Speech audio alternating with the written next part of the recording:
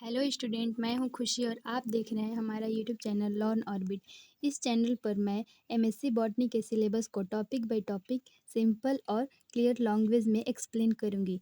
तो आज के इस फर्स्ट वीडियो में हम बात करेंगे ब्रायोफाइट्स, एमएससी बॉटनी के पेपर फोर्थ ब्रायोफाइट्स के बारे में, जिसमें मैं आपको हिस्ट्री ऑफ ब्रायोलॉजी को एक्सप्लेन करूँगी। तो चलिए शुरू करते हैं। History of bryology. तो ब्रायोलॉजी जो है ना, उसके अंतर्गत हम ब्रायोफाइट्स को स्टडी करते हैं।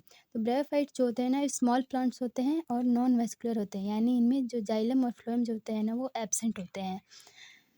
तो अर्ली ऑब्जर्वेशन में 16th सेंचुरी से पहले ancient people knew mosses and liverworts but they did not distinguish them scientifically. Ancient people जो थे ना, वो मॉसेस और लिवरवर्ट्स के बारे में जानते थे, लेकिन इसे पौधे से अलग नहीं मानते थे। They were often confused with lichens, fungi and algae because of their small size and simple structure. इसके स्मॉल साइज और सिंपल स्ट्रक्चर के कारण इसको लाइकेन्स, फंगी और एल्गी के साथ मिला दिया जाता था। In Ayurveda and ancient Chinese medicines, mosses were mentioned for medicinal use. Ayurveda और चाइनीज मेडिसिन में मॉसेस का मेडिसिनल यूज भी मिलता है। यानी मॉसेस की एक स्पीसीज जो स्फैग्नम है, उसमें ना एंटीसेप्टिक प्रॉपर्टीज़ पाई जाती हैं, और फर्स्ट वर्ल्ड वार के समय उसको सर्जिकल ड्रेसिंग, यानी कि वुंड्स पे सर्जिकल ड्रेसिंग के रूप में यूज किया गया था। फिर 16th-17th सेंचुरी में 1568 में हाइरोनिमस बॉक एक जर्मन बॉटनिस्ट थे, describe some mosses but did not classify them separately. इन्होंने मॉसेस को क्लासीफाई किया। फिर 1596 में कैरोलस क्लॉसियस भी एक बॉटनिस्ट थे, इन्होंने भी मॉसेस को क्लासीफाई किया। At the time bryophytes were still grouped with lichens. इस समय तक ब्रायोफाइट्स को लाइकेन से अलग नहीं रखा गया था। 18th सेंचुरी में जॉन हेडविग 1730 से 1799 तक, known as the father of bryology, इनको फादर ऑफ ब्रायोलॉजी कहा जाता है। पब्लिश्ड स्पीसीज म्यूस्क्यूरम फ्रॉन्डोसोरम, इनमें where he described and illustrated many mosses. इन्होंने अपनी बुक मस्क्यूरम फ्रॉन्डोसोरम को पब्लिश किया और discovered and explained the sexual reproduction of mosses, antheridia, archegonia and spores. इन्होंने सेक्सुअल रिप्रोडक्शन में एंथीरिडिया, आर्चिगोनियम और mosses को डिस्कवर किया। Prove that mosses reproduces by spores not by seeds. इन्होंने ये प्रूव किया कि जो मॉसेस में ना रिप्रोडक्शन स्पोर्स के थ्रू होता है, न कि सीड्स के द्वारा।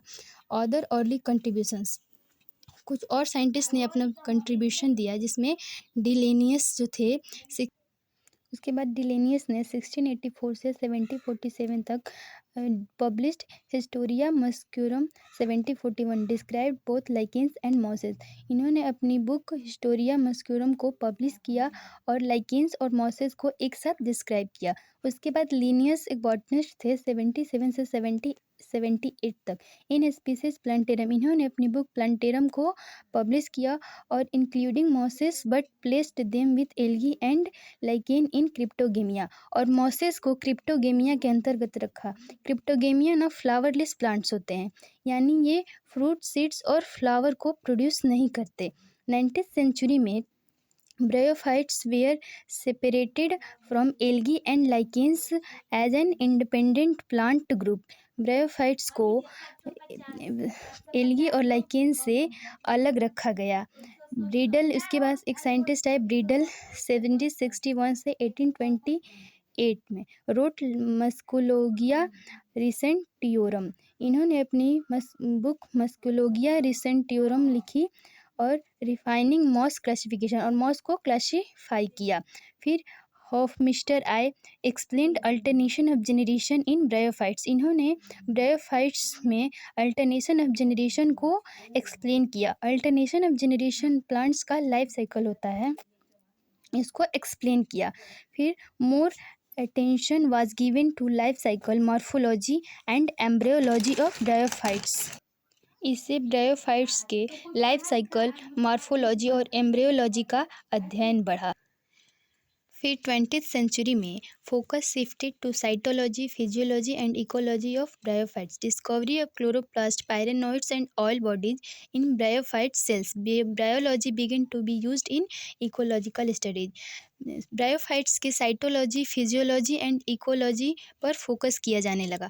फिर सेल्स में क्लोरोप्लास्ट, पायरेनोइड्स और ऑयल बॉडीज़ को डिस्कवर किया गया। फिर प्रेजेंट में 21st सेंचुरी में यानी कि 21वीं शताब्दी में molecular phylogeny that means DNA sequencing से ब्रायोफाइट्स की क्लासिफिकेशन को रीसेप्ट कर दिया। यानी डीएनए सीक्वेंसिंग के कारण ही ब्रायोफाइट्स के क्लासिफिकेशन को और सटीक समझना और सटीक हुआ। Bryophytes are now clearly divided into 3 distinct groups. अब ब्रायोफाइट्स को 3 डिस्टिंक्ट ग्रुप में डिवाइड किया गया। फिर जिसमें पहला जो ग्रुप है लिवरवर्ट, जिसको मर्केंसियोफाइटा कहा जाता है, और दूसरा हॉर्नवर्ट्स, जिसको एंथोसेरेटोफाइटा कहा जाता है, और तीसरा जो हमारा क्लास है मॉसिस, जिसको ब्रायोफाइटा कहा जाता है। इसको लिवरवर्ट इसलिए कहा जाता है क्योंकि इसकी जो कुछ स्पीसीज होती है ना, उनका शेप लीवर की तरह होता है, इसलिए इनको लिवरवर्ट कहा जाता है। सेम वैसे ही हॉर्नवर्ट इसको इसलिए कहा जाता है क्योंकि इनकी जो कुछ स्पीसीज होती हैं उनका शेप जो होता है ना हॉर्न की तरह होता है, इसलिए इनको हॉर्नवर्ट कहा जाता है। और मॉसिस को ब्रायोफाइटा ब्रायोफाइटा को मॉसिस इसलिए कहा जाता है क्योंकि इनके जो प्लांट होते हैं वो वेलवेट लाइक यानी कि मखमली जैसे दिखने वाले पौधे को मॉसिस कहा जाता है। They are considered the earliest plant plants, providing insight into plant evolution, और इनको अर्लीस्ट लैंड प्लांट्स माना जाता है। तो स्टूडेंट, ये हमारा टॉपिक हिस्ट्री ऑफ ब्रायोलॉजी समाप्त हुआ। नेक्स्ट वीडियो में हम बात करेंगे ब्रायोफाइट्स के जनरल कैरेक्टरिस्टिक्स, हैबिटेट्स और क्लासिफिकेशन पे डिस्कस करेंगे। तो स्टूडेंट, अगर आपको हमारा वीडियो हेल्पफुल लगा हो तो प्लीज़ हमारे चैनल को लाइक, शेयर एंड सब्सक्राइब जरूर करिएगा। अगर इस टॉपिक में आपको कोई डाउट हो तो आप हमसे कमेंट करके पूछ सकते हैं। तब तक के लिए बने रहें आप हमारे इस वीडियो में। मिलते हैं आपसे एक नए वीडियो में नए टॉपिक के साथ। तब तक के लिए थैंक यू।